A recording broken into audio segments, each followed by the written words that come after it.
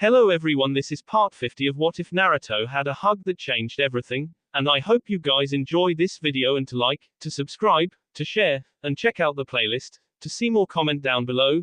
Now let's start the intro. They call me a god. They call me a god. They call me a god. Join my membership, the perks are great. It's in the description. Be sure to like and subscribe, it gives me more motivation. Enjoy. Meanwhile, at the Chunin Stadium, a crushed Sakura was crumbled to her knees with an equally devastated Ino kneeling behind her, trying to soothe her pain as best she could with an affectionate embrace. Oh my god, this isn't happening, Sakura wailed. Shush. It's okay, Sakura-chan. It's okay, Ino quietly sobbed alongside her companion. How in God's name can you possibly say that things are okay? Things couldn't be any worse. Ino knew that she couldn't lie to herself for too long. She knew how bad things were at that very moment. Seeing Sakura agonize over the ordeal certainly didn't help her toughness on the matter either. All she felt she could do was whisper false reassurances despite her own doubts. Oh, what have I done?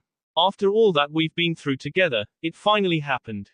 I finally get with him and made everything happen, but I fed it all up, Sakura continued to lament. In the time it took to draw a breath, Ino could no longer hold back her own sobs. I'm so sorry, she said before she tightened her embrace on her pink-haired friend. I should have never got so involved. This is all my fault. As Sakura continued to cry her eyes out, the bleach blonde Kunoichi could feel her heart breaking piece by piece. She nuzzled her chin against Sakura's shoulder, trying to soothe both her and herself. This is all my fault. If I didn't have this absurd need to butt into everyone's business, none of this would have happened. Though Sakura's sobbing was slightly quelled at those words, Ino continued. I didn't even consider how much of an effect this could have on either of you. I just selfishly plowed forward, because I wanted what you had. I'm so goddamn sorry, Sakura-chan, she whined. As Ino started to cry into Sakura's shoulder blade, the jade-eyed Genin's own cries were quieted. Her tears remained stained on her face, and her expression was woven with grief. I just can't do this anymore. Ino lifted her head and stared at her companion. What? Sakura took hold of the arms around her torso. I just can't, she mourned before breaking from the warm embrace. Sakura stood to her feet, Ino staring at her confused. What are you talking about? She asked as she suddenly felt very cold. Turning back at her fellow Kunoichi, Sakura bit down on her knuckle as she caught wind of the blonde's face. Sakura-chan, answer me. What do you mean? She asked again, but in a more pleading demeanor. I need to be alone. I need time to figure things out, Sakura uneasily admitted. The purple-clad female's heart skipped a beat when she finally received the message that her partner was trying to give. She stared into Sakura's eyes longingly, not truly willing to let her go like that. Sakura caught every vibe from that stare. Stop it, she cried as she backed away from Ino, stop looking at me like that. As Sakura continued to back away, Ino started to feel colder and colder. Sakura-chan, you can't just leave me like this. Feeling, more and more, that she simply didn't know what she wanted anymore, Sakura gave Ino one last pained stare before turning around and running, trying with everything she was, not to look back. The busy streets, staring down upon the unsuspecting police, bustling with life, was Naruto, standing balanced upon a wooden post erected high into the air.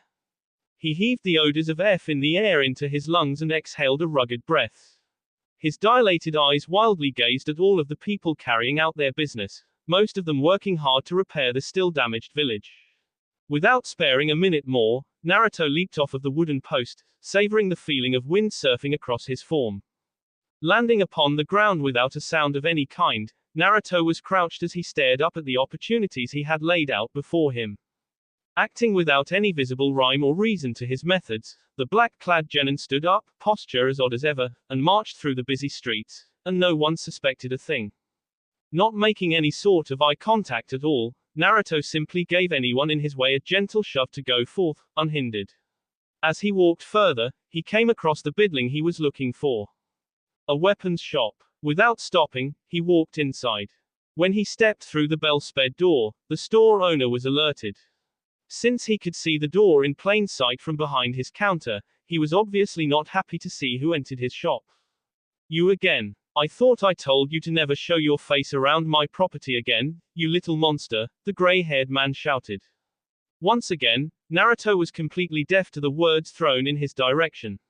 Instead he lifted his head and had the owner in his reddened sights, that same childlike expression appearing upon his face. What are you, deaf? I said get. Your money's not, nor will it ever be good here, the owner spit again.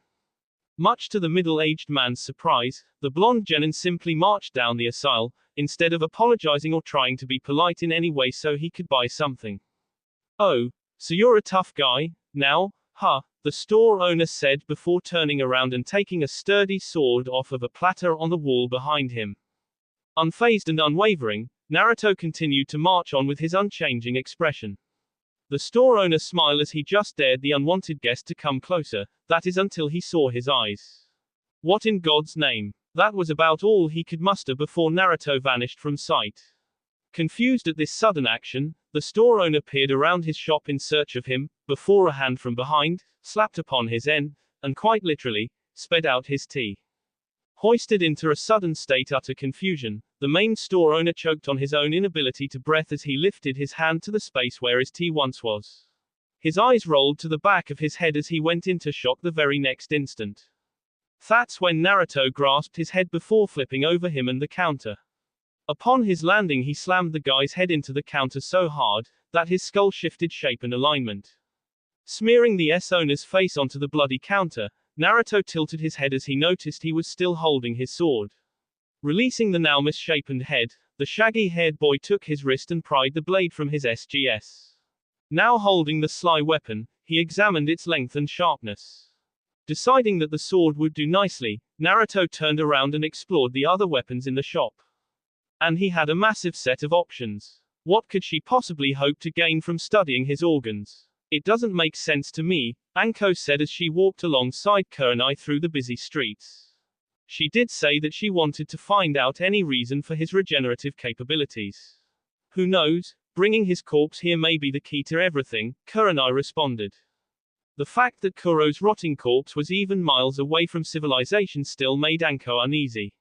If it were up to her, she would burn the son of B and everything that he was made of. Trying to let it go as best she could, Anko simply carried on with her day, walking with her friend. However, a peaceful stroll down the lane would have to wait. Kurenai-sensei. Catching both hers and Anko's attention, Kurenai turned around and saw Kiba, Hinata and Shino dashing toward her. A bit surprised by this unusual greeting, the raven-haired Kunoichi gave them her attention. You three. What's the matter? She asked. Kurenai's squad stopped before her and Anko. It's Naruto, he. FLOUSSHH. Kiba was immediately silenced. Anko, Kurenai, Hinata and Shino, yes, even Shino, all gasped at what had just happened. And most of whom witnessed this atrocity, screamed in horror and shock. Coughing and blinking in a sudden daze, Kiba tried to regain his senses. Blinking a few more times, he slowly peered down and saw the pointy-ended length of an arrow through his chest. His eyes widened and narrowed multiple times before he realized what had just happened to him. Holy F, he gasped in his daze before falling to his knees. No! Hinata screeched before both her and Shino turned about, withdrawing their kunai knives in a defensive huddle. Kurenai quickly kneeled to aid her fallen student. She cursed as she saw the angle that the arrow was stuck. Whipping her head to the rooftops of the buildings far ahead, the red-eyed Jonin could have sworn that she saw a lone figure facing their direction. Noticing the distant person as well, Anko acknowledged her fellow Kunoichi's plight, and opted to help the wounded Kiba. Kurenai, go. I'll look after him, she said as she took Kiba into her arms. With a simple, thanks, and a sudden adrenaline rush, Kurenai nodded before dashing off after the suspicious person, ordering her other students to follow her. Stay with me, kid, Anko demanded before she dashed off with the now choking Kiba in another direction, nearly plowing through a growing crowd of spectators. Not wanting to lose the suspected attacker, Team 8 rushed as fast as they could to catch them. Reaching the area desired, Kurenai leaped to the rooftops with her two students following. Sharply peering around, it didn't take them long to detect the presence of another. though it was not exactly who they expected to see. "En Naruto-kun," Hinata stammered.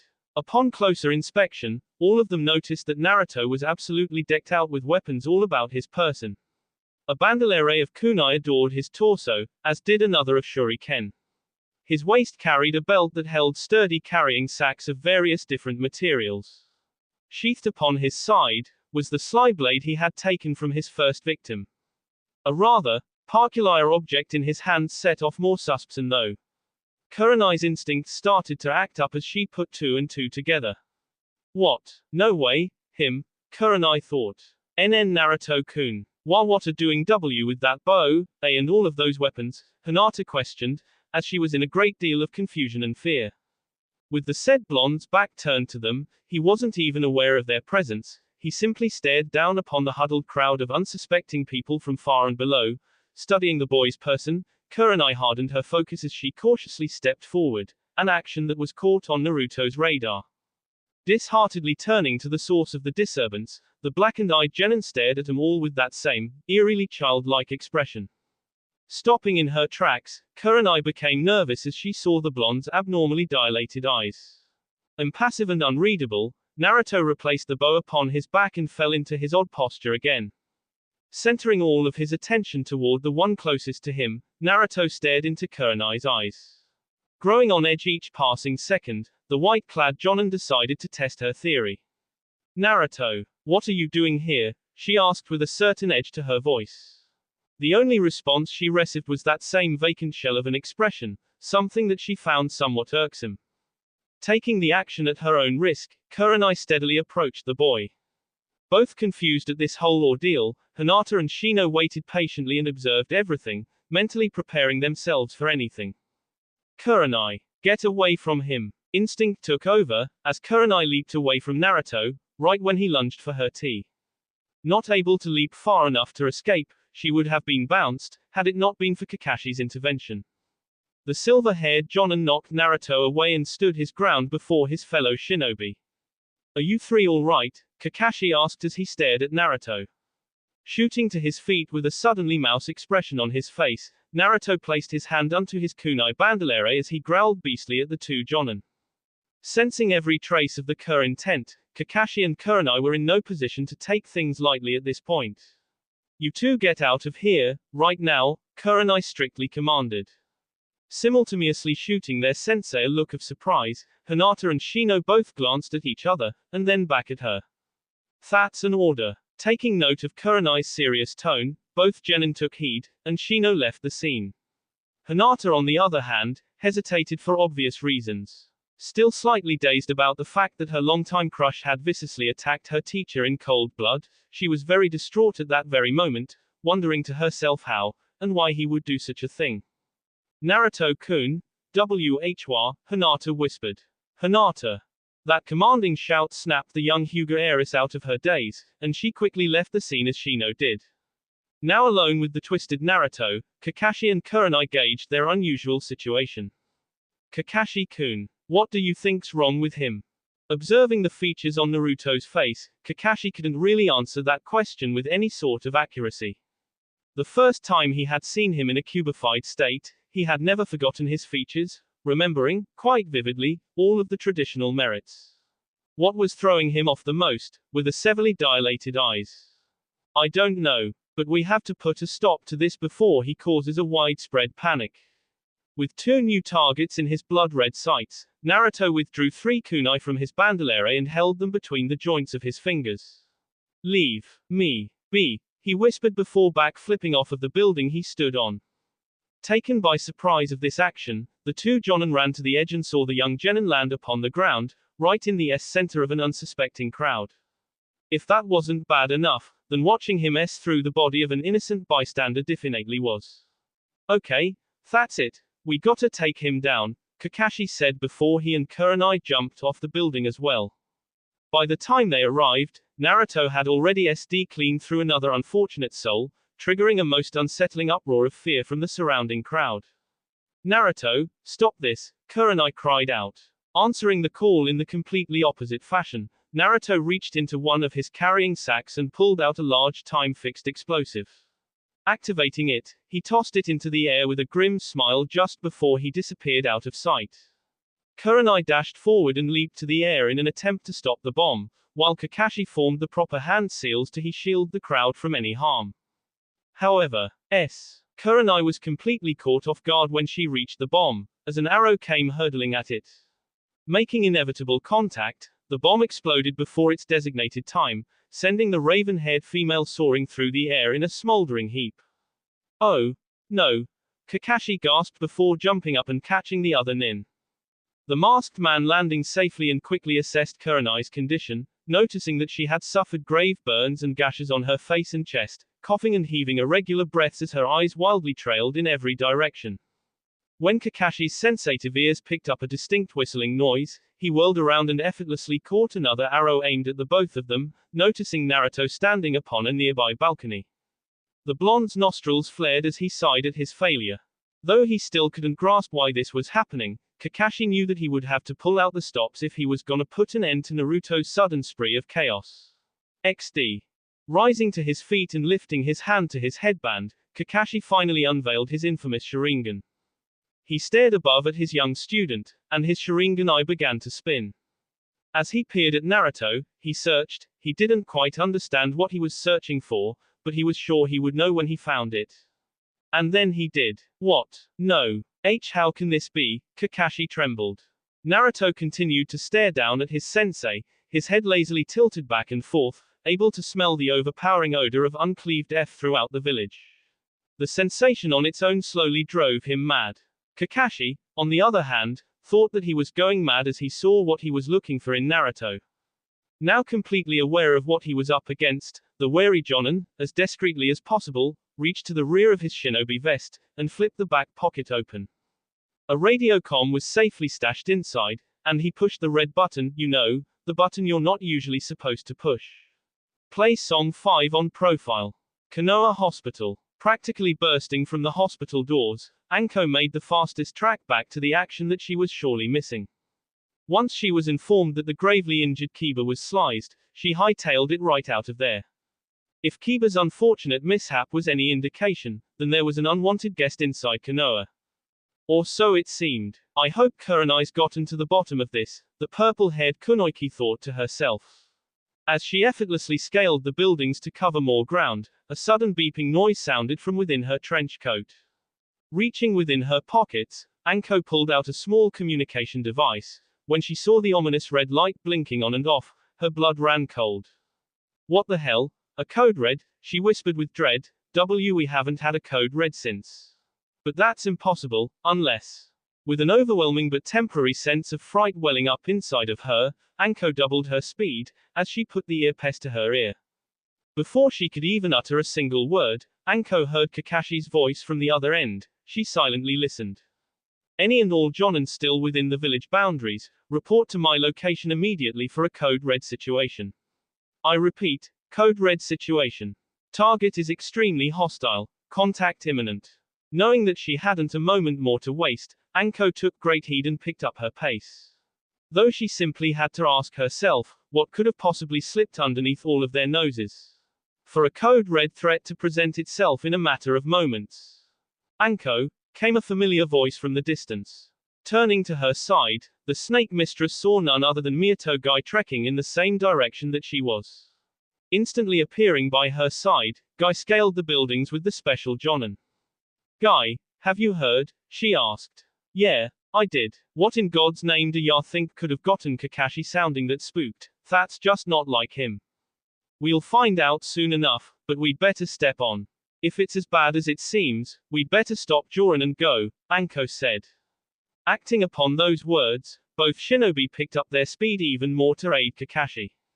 In no time flat, they had arrived at the scene and accompanied the edgy copy ninja, also noticing several other Jonin scattered about the fray. Even the clan leaders were there.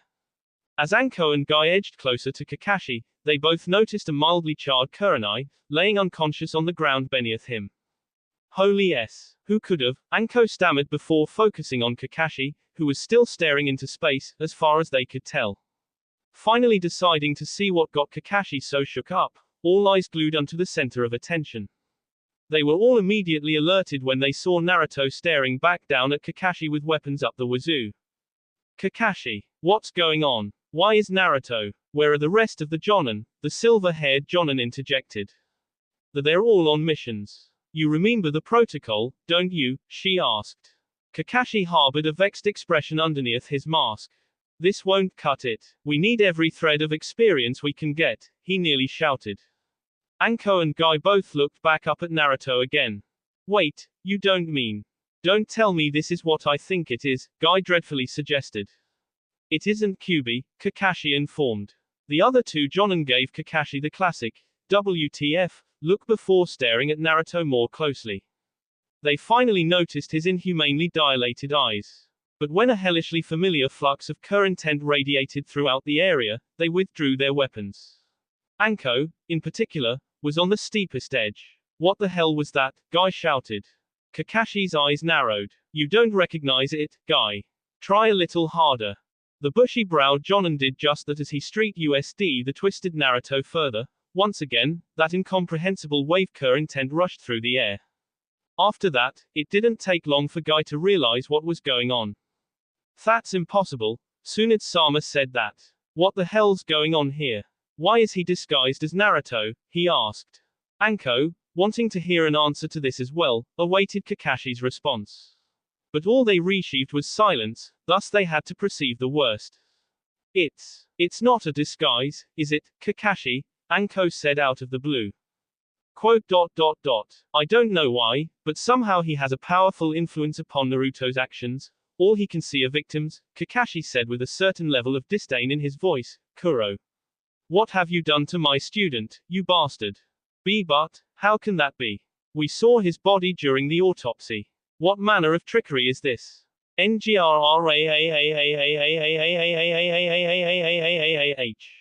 Naruto's pained howl redirected every ounce of the Jonin's focus toward him.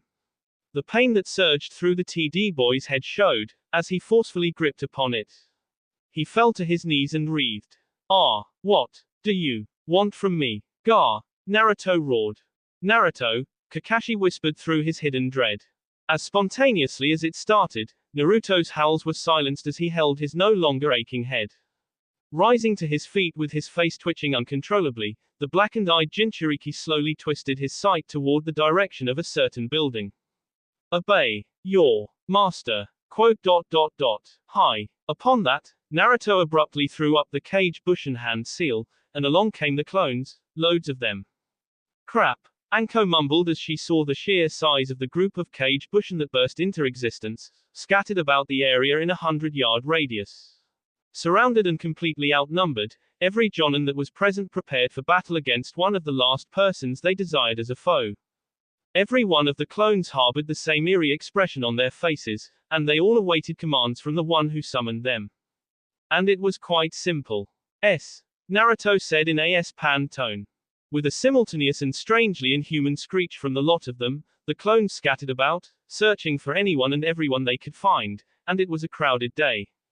Realizing that they weren't being attacked, the Jonin immediately formed multiple sets of teams and split up in order to prevent an unprecedented Kakashi, Guy and Anko stood the ground and focused on the key component, who was still staring onto that certain building. Obey your master. Yelling with a mouse edge, Naruto leaped off of the balcony and made an insanely quick-footed trek toward the central building. Hokage-sama, the Jonin trio simultaneously gasped as they made the greatest haste to catch the young genin and stop him from whatever he was about to do. It was after that exact moment that the fallen Kurenai finally awoken. Her eyes fluttered open several times before she came to. Lifting herself to sit up, Kurenai massaged her aching skull before coughing a few times. What happened? She asked herself in a lingering daze.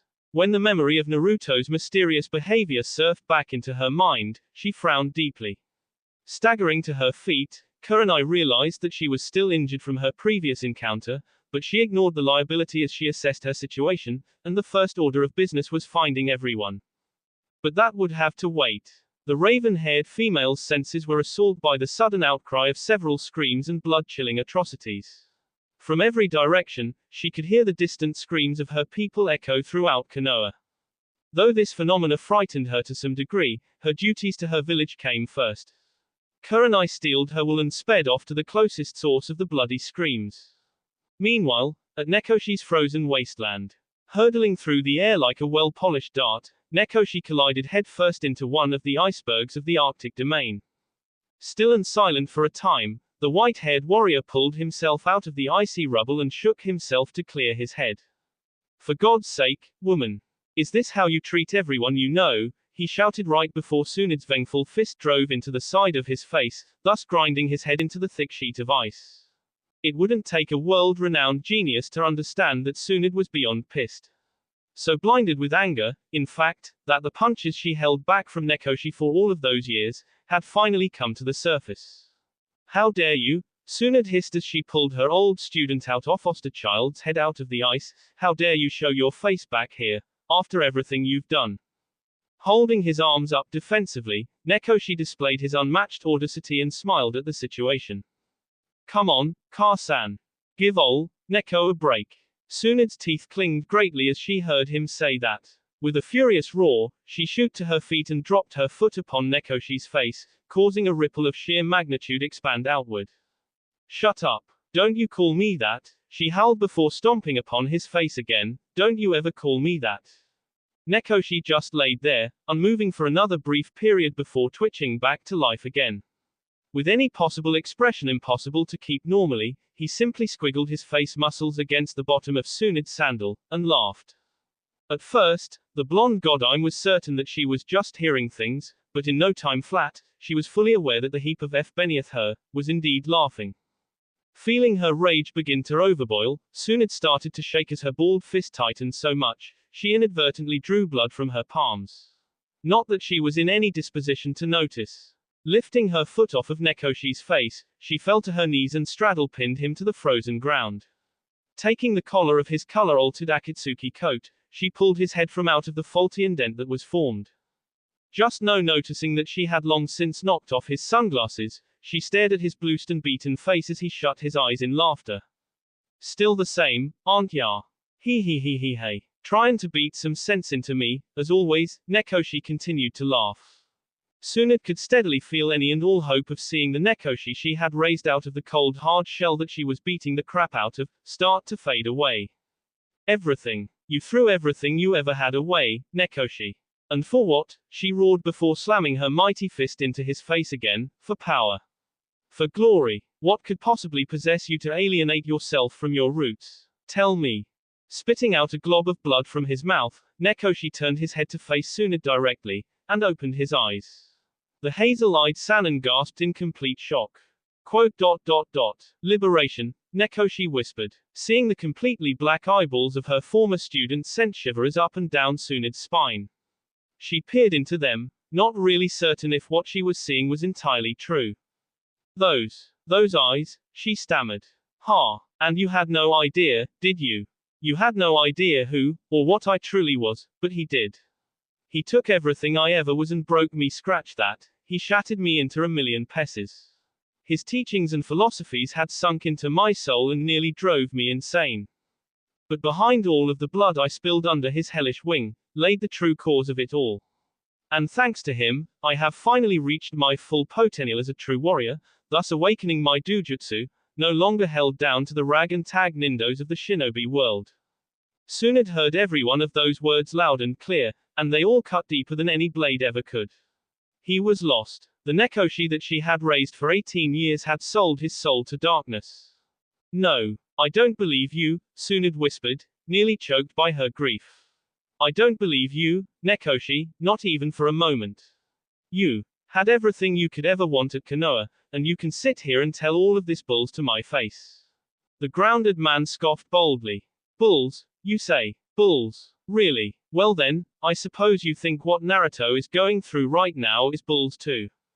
Sunid flinched back. Don't you understand what I've been trying to get through to you?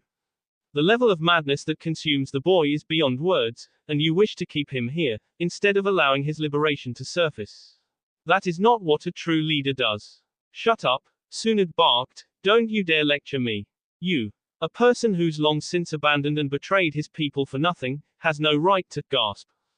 Her words were silenced. Until the moment Nekoshi's fingers caught the tears falling from her eyes, she hadn't even realized that she had been crying, or for how long. Tsunade stared at her old student's now softened face, taken somewhat aback by his change in aura.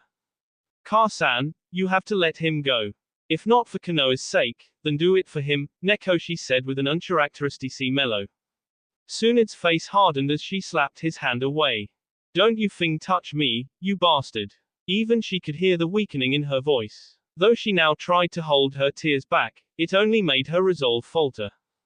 Just let him go, just like you let me go. Just accept the fact that his fate is as certain as mine was. Allow him to find his liberation, Nekoshi continued.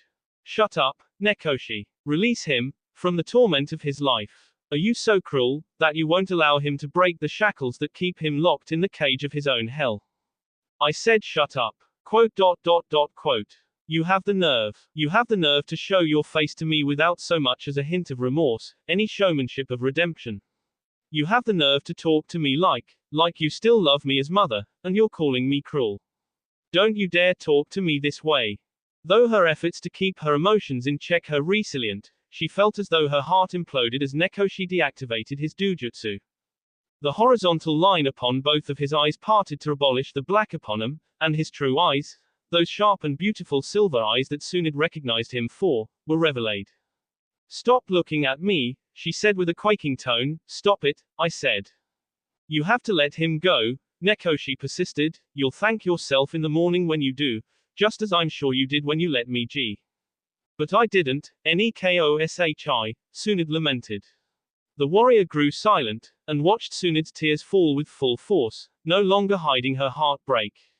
I couldn't. I couldn't let the only son I've known out of my life.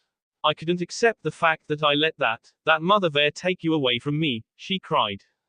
All Nekoshi did was lay back and listen. I was so proud of you. From the moment I began training you, I've always been so very proud of you. If I'd only known that this would happen, I'd have. Tsunade cut herself off as the soulless and apathetic eyes of Nekoshi pierced deeper into her soul. The grief-stricken woman, once again, slammed her fist onto his face. Only, this time, there was no overwhelming force behind. I hate you. I hate what you've become. I hate what he's turned you into, she roared distastefully. Once again, Nekoshi continued to drink it all in without so much as a bat of an eyelash. Tsunade's exterior was finally broken. But you're still my son, she sobbed out loud, you're still my little boy. I can't forget that day. On that day 14 years ago, I'd lost a piece of myself. When I think about all of the things that I could have done to stop it, then you do remember. You remember that on that day, I was your enemy. On that day is when I had pledged my loyalty to Kuro-sensei before the village, alongside Kitsune. Being attacked on sight, of course we'd be presumed after that little onslaught, Nekoshi reminisced with a smile. When Tsunade saw him smiling at those terrible times, her tears fell stronger. Why are you doing this? Why are you torturing me like this? After all we've been through, how can you put the people you love in so much pain? She questioned dejectedly. At this, Nekoshi still found the audacity to scoff. Pain. He. You haven't seen anything yet. With that, the wily veteran suddenly vanished from beneath Tsunade, much to her surprise. Picking up his location instantly, the blonde kunoichi rose to her feet and peered onto the peak of an iceberg far behind her, and not a moment too soon. Shizune awakened shortly afterwards. Wallowing in her haze for a short period, the raven-haired Jonin remembered what had happened, and tried to steel herself to get up. That will be all for this video. Be sure to like, subscribe, share, and comment down below for more videos. Goodbye.